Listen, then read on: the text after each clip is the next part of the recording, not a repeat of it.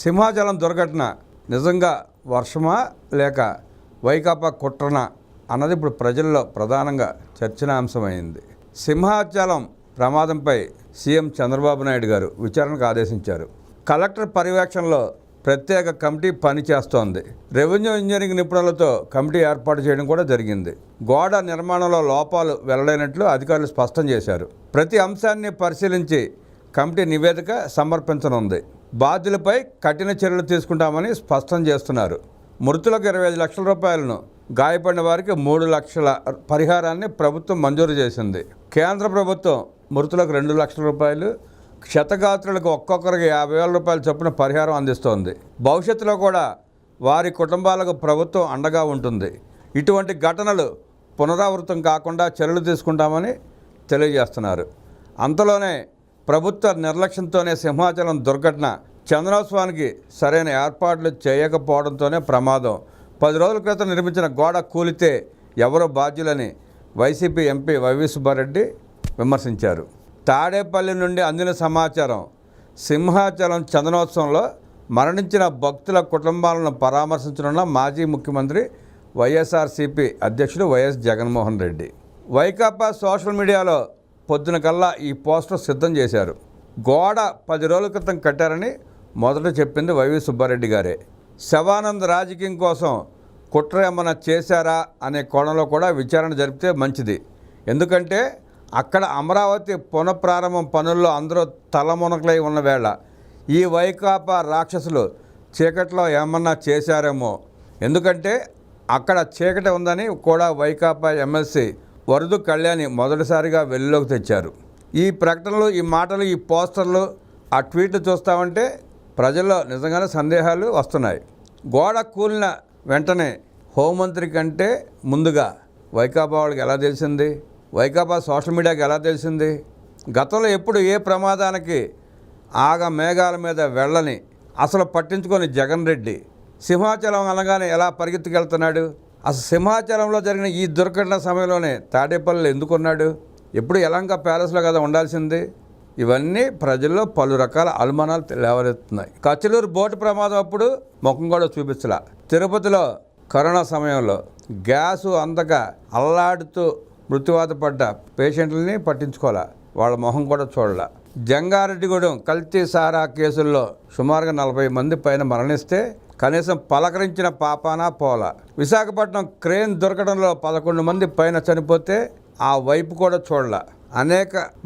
అనేక సార్లు అనేక మంది మరణిస్తే కనీసం ట్వీట్ కూడా పెట్టని జగన్మోహన్ రెడ్డి, పట్టించుకొని వైకాపా సోషల్ మీడియా, పట్టించుకొని వైఎస్ఆర్సీపీ నాయకులు ఇవాళ ఉదయం నుండి అదే భజన చేస్తున్నారంటే ఈ ప్రమాద ఘటన ముందే వాళ్ళకి తెలిసే జరిగిందన్న చర్చ అయితే ప్రజల్లో విస్తృతంగా జరుగుతూ ఉంది.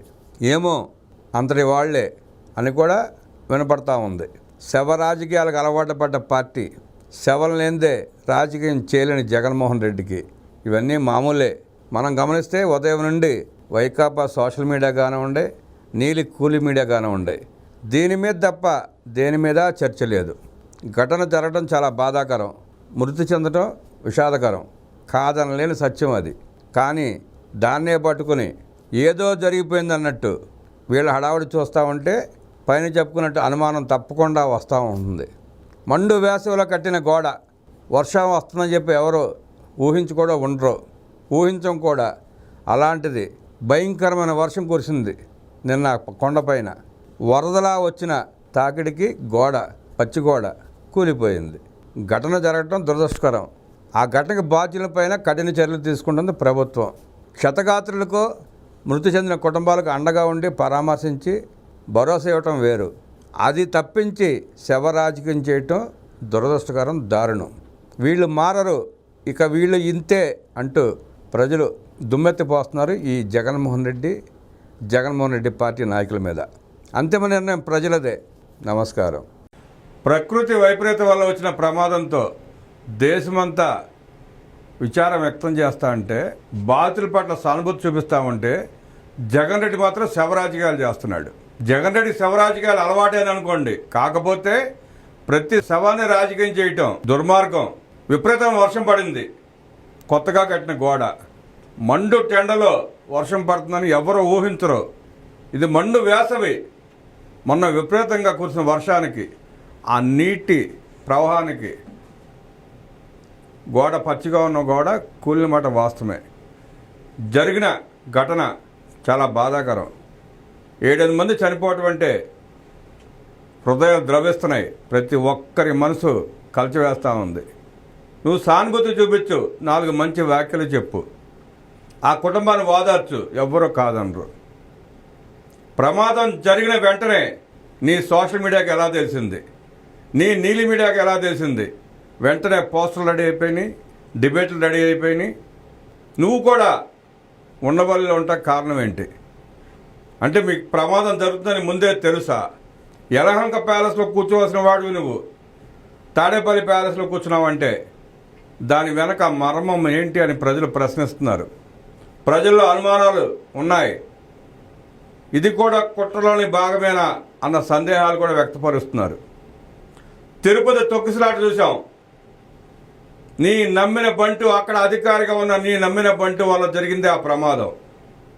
తర్వాత గోవుల మృతి అన్నావు, అది పచ్చి అబద్ధం అని చెప్పి నిరూపించారు స్థానిక నాయకులు. ఇప్పుడు కొత్తగా ఈ నాటకం మొదలుపెట్టారు మీరు. ఈ గోడ కూలటం వెనకాల వైసీపీ కుట్ర ఉందేమోనన్న అనుమానం కూడా లేకపోలేదు ప్రజల్లో. శవ రాజకీయాలకు అలవాటు పడే జగన్మోహన్ రెడ్డి ఇది చెయ్యలేదు అనడానికి కూడా అనుమానం లేదు. చనిపోయిన వ్యక్తుల దగ్గరికి పరామర్శకు వెళ్తే ఎలా వెళ్తారు?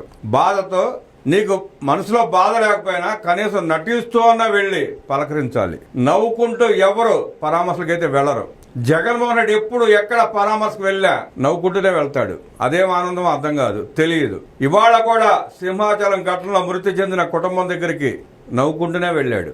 ఆ దృశ్యాన్ని ఒకసారి కనులారా చూద్దాం.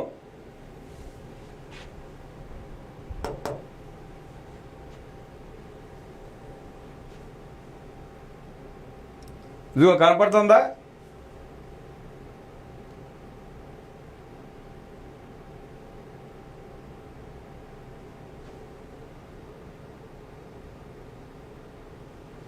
అసలు అంత బాధలో నవ్వు ఎట్లా వస్తుందో అర్థం కాదు ఎవరికి.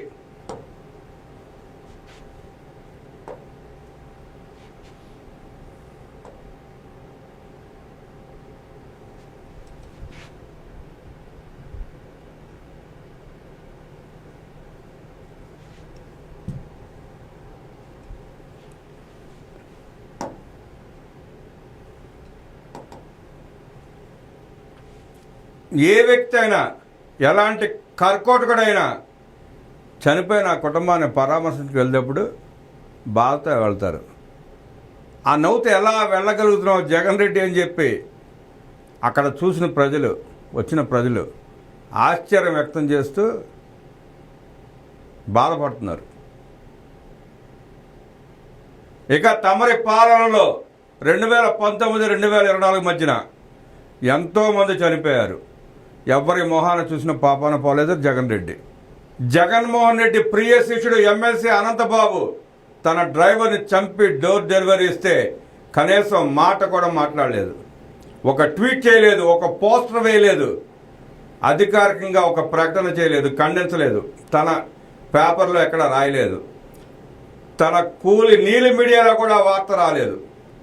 ఆ రోజు నువ్వు ఎందుకు పలకరించలేదు జగన్ రెడ్డి? ఎందుకు పలకరించలేదు? డాక్టర్ సుధాకర్ని మాస్క్ అడిగిన పాపానికి వెంటాడి ఎలా మానసికంగా వేధించి చంపావో అందరికీ తెలుసు.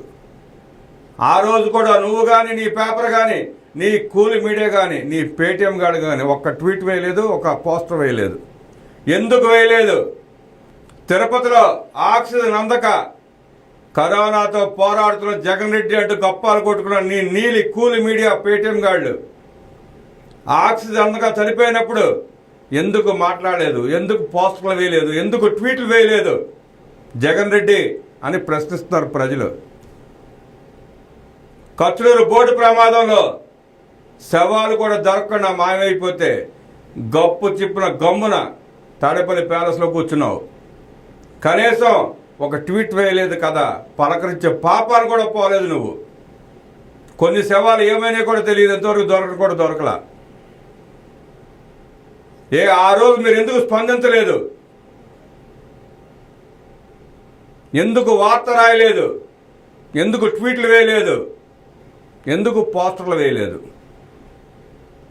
విశాఖపట్నంలో క్రేన్ ప్రమాదంలో 11 మంది చనిపోతే ఏం చేసావు నువ్వు? కనీసం ఒక స్టేట్మెంట్ ఇచ్చావా? ప్యాలెస్లో కూర్చున్న మీటింగ్ పెట్టావా? ఎందుకు స్పందించలే ఆ రోజు? దరిద్రపు పాదం, ఐరన్ లెగ్ అంటే ఎవరో ఒకసారి చూద్దాం. ఇవాళ శవ రాజకీయాలు చేస్తూ రాష్ట్రంలో అశాంతి నెలకొల్పాలని ప్రయత్నిస్తూ బయలుదేరాడు. మరి జగన్మోహన్ రెడ్డి 5 ఏళ్ల పాలనలో చనిపోయిన బాధిత కుటుంబం ఎందుకు పరామర్శించలేదు? ఎందుకు అండగా వారికి నిలబడలేదు? ఎందుకు ఓదార్చలేదు? ఇవాళ కుటుంబ ప్రభుత్వం 10 నెలల్లో అద్భుతంగా అభివృద్ధి కార్యక్రమాలు చేస్తూ ఉంటే 2 రోజుల్లో ప్రధానమంత్రి గారు అమరావతి పునః ప్రారంభానికి సిద్ధమవుతూ ఉంటే, పోలవరం వడివడిగా అడుగులు వేస్తూ ఉంటే, ఉత్తరాంధ్ర అభివృద్ధి పదంలో ముందుకు దూసుకుపోతూ ఉంటే, రాయలసీమ ఇండస్ట్రీస్తో కళకళలాడుతూ ఉంటే, నీకు కళ్ళు కుట్టి మీ కుత్సుక బుద్ధి కుళ్ళు బుద్ధిని బయట పెట్టుకుంటూ ప్రకృతి వైపరీత్యం వల్ల జరిగిన సంఘటన అవకాశంగా తీసుకుని ప్రజల్లో అశాంతిని రేకెత్తించి శవ రాజకీయాలు చేయడానికి ప్రయత్నిస్తాం. యావత్ సమాజం సిగ్గుపడుతుంది. జగన్ రెడ్డి రా, నీ హయాంలో ఒకసారి ఏం జరిగిందో చూద్దాం. కత్తులూరు బోటు ప్రమాదం 47 మంది మృతి చెందితే ఏం చేశావు నువ్వు ఆ రోజున? ఆ రోజు నువ్వు ఎందుకు ఆ కుటుంబాలకు అండగా నిలబడలేకపోయావు? కనీసం ఒక ఓదార్పు మాట కూడా చెప్పలేకపోయావు నీ సాక్షి పేపర్ ద్వారా. అన్నమయ్య డ్యాం నీ వైఎస్ఆర్ కాంగ్రెస్ పార్టీ నాయకులు అక్రమంగా ఇసుక తోలుకు వెళ్ళిపోతే ఆ వచ్చిన వరదలకు తట్టుకోలేక గేట్లు కొట్టుకుపోయినాయి. కనీసం గేట్లకు గ్రీజు పెట్టడానికి కూడా నువ్వు డబ్బులు ఇవ్వని కారణంగా ఆ గేట్లు కొట్టుకుపోతే 37 మంది చనిపోయారు. నువ్వు ఆ కుటుంబాలకు ఏం చేసావు? ఓదార్చావా? వాళ్ళకి ఏమైనా ప్రకటించావా? వాళ్ళకి అండగా నిలబడ్డావా? ఎందుకు నిలబడలేకపోయావు? విశాఖలో ఎల్జీ పాలిమర్స్ 12 మంది మృతి చెందారు. 12 మంది మృతి చెందితే నాటకాలు ఆడావు. ఓదార్చడానికి ఆ కుటుంబాల దగ్గరికి వెళ్లకుండా ఎయిర్పోర్ట్లో కూర్చుని యాజమాన్యంతో లాలూచీపడి పై ప్రకటనలు చేసి ఒక్క పైసా ఇచ్చే వాళ్ళకి జగన్ రెడ్డి ఆ రోజు ఎందుకు ఇవ్వలేకపోయావు నువ్వు ప్రకటించిన డబ్బులు? రుయా ఆసుపత్రిలో ఆక్సిజన్ అందక 11 మంది మృతి. పక్కన నీ ఎమ్మెల్యే ఇంటి ముందు ఆక్సిజన్ సిలిండర్ లారీలో స్టాక్ పెట్టుకున్నాడు. అక్కడ రుయా ఆసుపత్రిలో కరోనా సమయంలో ఆ పేషెంట్లకి ఆక్సిజన్ అందక 11 మంది చనిపోతే కనీసం స్పందించిన నువ్వు ఇవాళ మాట్లాడుతూ ఉంటే సమాజం సిగ్గుతో తలదించుకుంటుంది. జగన్ రెడ్డి విశాఖపట్నంలో క్రేన్ కుప్పకూలి 11 మంది మృతి చెందారు. ఆ రోజు నువ్వు కానీ నీ పార్టీ నాయకులు కానీ నీ నీలి కూలి మీడియా కానీ స్పందించలా. ఇవాళ నీ వెనకాల వచ్చారే బొత్స సత్యనారాయణ, ఎగ్ మంత్రి, మాజీ ఎగ్ మంత్రి గుడివాడ, ఎవరు నోరెత్తి మాట్లాడలా. ఇవాళ ఊరేగింపుగా వచ్చి ఏదో హడావడి చేసి రాజకీయం చేసే ప్రయత్నం చేస్తున్నారు మీరు. బెజవాడ కోవిడ్ కేర్ సెంటర్లో అగ్ని ప్రమాదం జరిగి 10 మంది మృతి చెందారు. ఆ కుటుంబాలకు నువ్వు అండగా నిలబడ్డావా? వాళ్ళ గురించి మీరు మాట్లాడారా? ట్వీట్లు వేశారా? పోస్టర్లు వేశారా? నీ నీలి కూలి మీడియాలో వార్త రాశారా? ఎందుకు రాయలేదు? ఎందుకు ఆ కుటుంబాలకు నువ్వు అండగా నిలబడలేకపోయావు? ఇవాళ వచ్చి కబుర్లు చెప్తున్నావా? ఏలూరు జిల్లా ఫారెస్ట్ కెమికల్స్లో అగ్ని ప్రమాదం జరిగి 6 చనిపోయారు. 6 మృతి చెందితే నీ దగ్గర ఉలుకోలేదు, పలుకోలేదు. నీ దండుపాలెం బ్యాచ్ నుంచి ఒక్కడ మాట్లాడలా. ఇవాళ ఉదయం నుండి అదే పని. ఆ ట్వీట్లు ప్రెస్ మీట్లు. ప్రకాశం జిల్లా పామూరులో చీప్ లిక్కర్ అనుకుని శానిటైజర్ తాగి 13 మంది మృతి చెందారు. నీ అక్రమ సంపాదన కోసం, నీ బొక్కసు నింపుకోవడానికి లక్షల కోట్ల రూపాయలు లిక్కర్ స్కామ్ చేసిన నువ్వు, వాళ్ళు కూడా శానిటైజర్ని చీప్ లిక్కర్ అనుకుని తాగి 13 మంది చనిపోతే ఒక్క మాట మాట్లాడలేకపోయావు నువ్వు. వా కుటుంబాలకు భరోసా కల్పించలేకపోయావు. నీ చీప్ లిక్కర్ తాగి 30,000 మంది పైన చనిపోతే నువ్వు ఏనాడైనా మాట్లాడావా? ఏనాడైనా ఖండించావా? ఏనాడైనా ఆ కుటుంబాలకు అండగా నిలబడ్డావా? 30,000 మంది పైగా చనిపోతే నీ నీలి కూలి మీడియా ఎప్పుడన్నా రాసిందా? పోస్టర్లు వేశారా మీరు? ట్వీట్లు వేశారా? ఆ 30,000 మంది కుటుంబాలు రోడ్డున పడి శాపనార్థాలు పెట్టడం వల్లే మీ పార్టీ 11కు పరిమితమైంది. వేల మంది నీ లిక్కర్ దాస్తికం మూలంగా కాళ్ళు చచ్చుబడిపోయి, లివర్లు పాడైపోయి, కిడ్నీలు పాడైపోయి మంచాల నుంచి లేవలేని పరిస్థితుల్లో కొట్టుమిట్టాడుతున్నారు. ఆ ఉసురు, ఆ పాపం తగిలే మీకు ఇవాళ ఈ పరిస్థితి వచ్చింది. జంగారెడ్డిగూడెంలో నాటుసార తాగి 46 మంది చనిపోయారు. నిర్దాక్షిణ్యంగా మీ వైసీపీ నాయకుల వల్ల, వాళ్ళు తయారు చేసిన దొంగ సారా వల్ల 46 మంది చనిపోతే కనీసం స్పందించలేదు. నువ్వు స్పందన లేదు మీ నాయకుల దగ్గర నుంచి. ఆ కుటుంబాలకు అండగా నిలబడిన పరిస్థితి కనపడలేదు. అలాంటి మీరు, మీ రాక్షస మోక ఇవాళ ప్రకృతి వల్ల జరగరాని సంఘటన జరిగితే దాన్ని రాజకీయం చేస్తూ లబ్ధి పొందే ప్రయత్నం చేస్తున్నావా? సిగ్గు లేకుండా ఇవాళ చెప్పు. వీటన్నిటికి సమాధానం చెప్పాల్సిన బాధ్యత నీదే, నీ పార్టీ నాయకులదే, నీ నీలి కూలి మీడియాదే. నీకు శవం కనపడితే పండగ చేసుకుంటామన్న సంగతి రాష్ట్రం అంతా తెలుసు. నీ రాజకీయ జీవితం ఆరంభమైందే శవ రాజకీయాలతో. శవం కనపడిపోతే రాజకీయం చేయలేని జగన్ రెడ్డి రాజకీయాలకు కూడా అర్హుడు కాదు. నవ్యాంధ్రప్రదేశ్ అభివృద్ధి చెందుతూ ఉంటే, అమరావతి పునఃప్రారంభం అవుతూ ఉంటే, రాష్ట్రం కళకళలాడుతూ ఉంటే, కళ్ళలో నిప్పులు పోసుకుని కడుపు మంటతో, దుగ్ధతో నువ్వు వ్యవహరిస్తున్న తీరుని రాష్ట్రం అంతా చూస్తూ ఉంది. కనీసం నువ్వు పర్యటనకు వస్తే 1000 మంది కార్యకర్తలు కూడా రాని స్థితిలో నువ్వు ఉన్నావు జగన్ రెడ్డి. వాస్తవాలు తెలుసుకో. నీ చుట్టూ ఉన్న సెక్యూరిటీ నీ నాయకులు తెచ్చిన ఆ 100-200 మంది తప్ప నీ సొంత పార్టీ కార్యకర్తలు వచ్చారో లేదో కూడా చూసుకునే సాహసం నువ్వు చేయలేకపోతున్నావు. తిరుపతిలో 6 చనిపోయినా, సింహాచలంలో 8 మంది చనిపోయినా అన్నిటికి కారణం వైఎస్ఆర్ కాంగ్రెస్ పార్టీ మాత్రమే. మీ కుళ్ళు రాజకీయాల వల్ల జరిగిన కుట్రలు ఇవన్నీ అని ప్రజలు అనుకుంటున్నారు. నువ్వెన్ని అసత్య ఆరోపణలు చేసినా, అబద్ధాలు చెప్పినా నమ్మే పరిస్థితిలో ప్రజలు లేరు. మీ నిజస్వరూపం రాష్ట్రం అంతా చూస్తూనే ఉంది. అయినా మీ వికృత రాజకీయ క్రీడలని ఆపట్లేదు మీరు. ఓ పక్క కేసులు తరుముకు వస్తూ ఉంటే, వెనక పడతా ఉంటే, ఒక్కొక్కడు జైళ్ళు పాలవుతూ ఉంటే, ఆఖరికి నువ్వు కూడా అరెస్ట్ అయ్యే పరిస్థితికి దగ్గరికి వెళ్తున్నావు అన్న సంగతి నీకు తెలిసే ఏదో ఇంకా ప్రజలను ఏమార్చి, ప్రజలను మోసం చేసి రాజకీయ లబ్ధి పొంది తద్వారా శిక్ష నుంచి తప్పించుకోవచ్చు అనుకుంటున్నావేమో. కష్టం జగన్ రెడ్డి. అతి త్వరలో జైలుకి వెళ్ళటమే కానీ తిరిగి రావటం నీకు ఉండదే.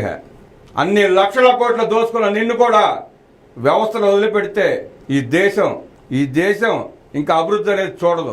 ఈ దేశంలో ఉన్న మంచి వ్యక్తులకి, మంచి వ్యవస్థలకి విలువ ఉండదు. మాను. ఇక్కడన్నా శవ రాజకీయాలు చేయటం మాను. చేసిన తప్పులు ఒప్పుకొని ప్రజల క్షమాపణ కోరి శిక్ష తగ్గించుకునే ప్రయత్నం చేయి. నువ్వు దోసుకున్న లక్షల కోట్లు తిరిగి రాష్ట్రానికి జమ చేయి, రాష్ట్ర ప్రజలకు ఇచ్చేయి, పాప ప్రక్షాళన చేసుకో.